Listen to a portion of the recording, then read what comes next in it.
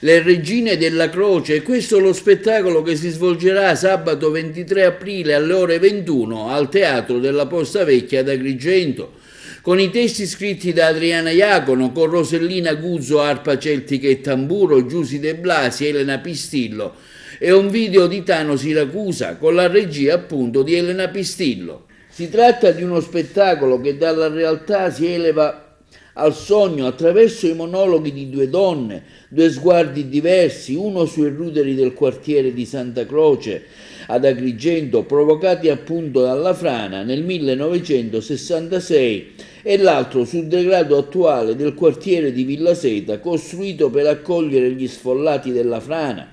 Le voci delle attrici si mescolano con la musica originale di Rosellina Guzzo e raccontano il viaggio dell'anima oltre le barriere del tempo e dello spazio, alla ricerca di un mondo migliore per i nostri figli.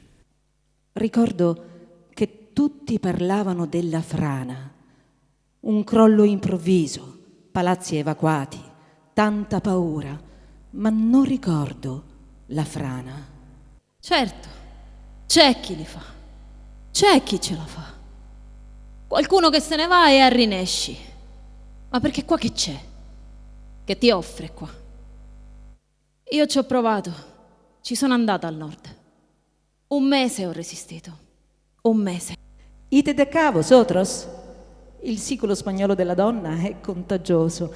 No, io me voy a me casa. Ne viene fuori una conversazione che si impasticcia tra lingue neolatine. Por allá, vamos, bimbi.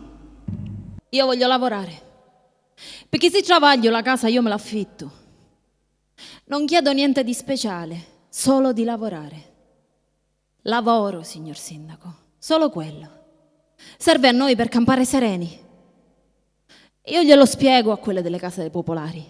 Se hai il lavoro, la casa te la puoi comprare. Ma che te ne fai della casa se non lavori?